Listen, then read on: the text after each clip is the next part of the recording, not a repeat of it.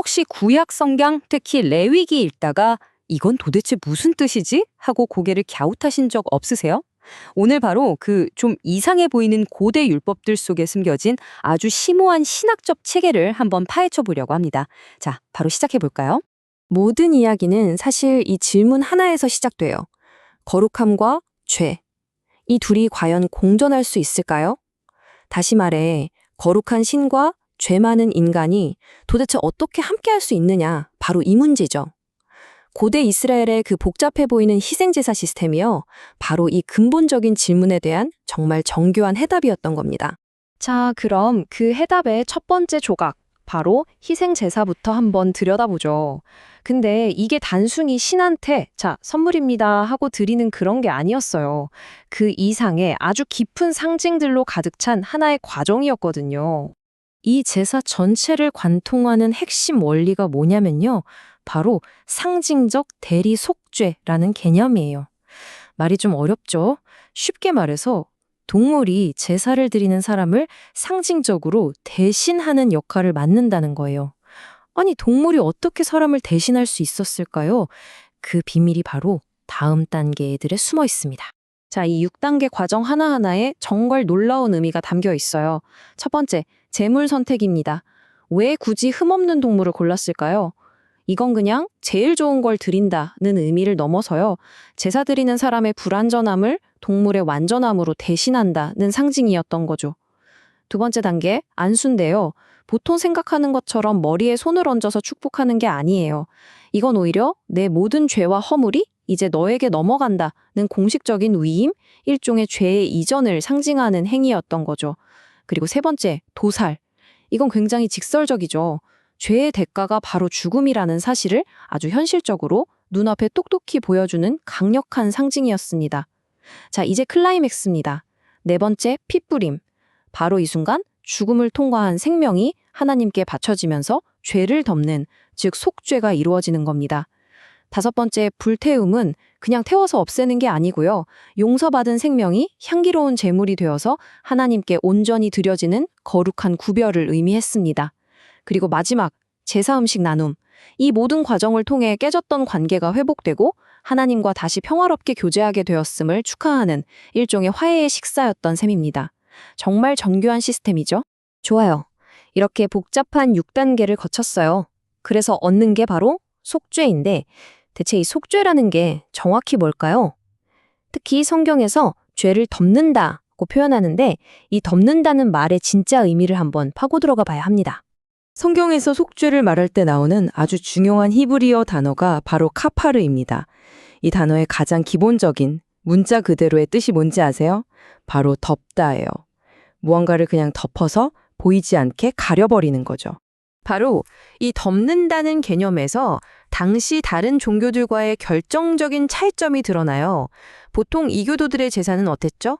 인간이 막 화가 난 신을 달래려고 필사적으로 뭔가를 바치는 그런 화해의 성격이 강했잖아요. 그런데 성경이 말하는 속죄, 즉 expiation은 그 방향이 완전히 반대예요. 인간이 신을 달래는 게 아니라 하나님이 먼저 주관적으로 인간의 죄를 덮어주시는 개념이라는 거죠. 시작점이 다른 거예요. 이건 정말 중요한 포인트입니다. 자, 그럼 이제 퍼즐의 두 번째 조각으로 넘어가 볼까요? 바로 정결법입니다. 흔히 정결하다, 부정하다 이렇게 나누는 규정들 있잖아요. 여기에도 우리가 흔히 생각하는 것과는 다른 아주 중요한 숨겨진 목적이 있었습니다. 아마 많은 분들이 이 정결법을 그냥 고대의 위생법 정도로 생각하실 거예요. 돼지고기 먹지 마라, 시체 만지지 마라, 뭐 이런 것들이요. 듣고 보면 그럴듯하잖아요. 그런데 과연 그게 전부였을까요? 정말 그냥 위생 문제였을까요? 사실 학자들도 이걸 설명하려고 여러 이론을 내놨어요. 뭐 토테미즘이다, 조상숭배다, 애니미즘이다. 근데 이런 설명들론 이스라엘만의 독특한 이 규정들을 다 설명하기엔 뭔가 부족해요. 심지어 단순한 위생법이라는 설명도 마찬가지고요. 구멍이 너무 많다는 거죠. 그렇다면 진짜 목적은 대체 뭐였을까요? 정답은 바로 일상 속 교육 도구였습니다. 이게 무슨 말이냐면요. 이 율법들이 매일의 삶 속에서 눈에 보이지 않는 영적인 원리를 가르쳐주는 일종의 살아있는 시청과 교재 같은 거였어요.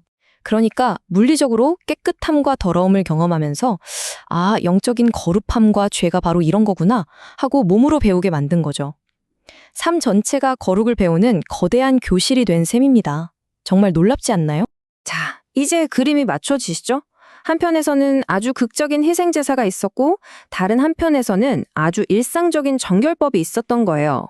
이 두 가지가 결국 하나의 거대한 시스템으로 함께 작동하면서 죄 많은 인간이 거룩하신 하나님께 나아갈 수 있는 길, 그 교제의 길을 열어주었던 겁니다. 그리고 이 모든 시스템의 심장, 그 핵심 논리가 바로 이 레위기 17장 11절 말씀에 담겨 있어요. 육체의 생명은 피에 있음이라. 생명이 피에 있으므로 피가 죄를 속하느니라. 피가 왜 그렇게 중요했을까요? 바로 피가 생명 그 자체를 상징하기 때문입니다. 죽음을 통과한 그 생명을 바침으로써 죄를 덮는다는 논리가 바로 여기에 응축되어 있는 거죠. 그리고 정말 놀라운 건 이 고대의 개념, 즉 생명을 상징하는 피를 통해서 죄를 덮는다는 이 사상이 훗날 신약 성경에서 말하는 예수 그리스도의 피를 통한 구원 교리에 아주 중요한 신학적 뿌리가 된다는 사실입니다. 이 오래된 의식이 어떻게 새로운 언약의 탄탄한 기초가 되었는지를 보여주는 정말 소름 돋는 연결고리인 셈이죠. 자, 오늘 이야기를 마무리하면서 여러분께 질문 하나를 던지고 싶습니다. 고대 이스라엘 사람들은 이 정교한 시스템을 통해 자신들의 불완전함을 덮고 거룩한 존재와 연결되고자 했어요. 그렇다면 오늘에 살아가는 우리는 어떨까요? 우리 자신보다 더 위대한 어떤 존재 혹은 가치와 연결되기 위해 우리 삶의 불완전함과 마주할 때 우리는 그것을 어떤 방식으로 덮으려고 노력하고 있을까요? 한 번쯤 깊이 생각해 볼 만한 질문이 아닐까 싶습니다.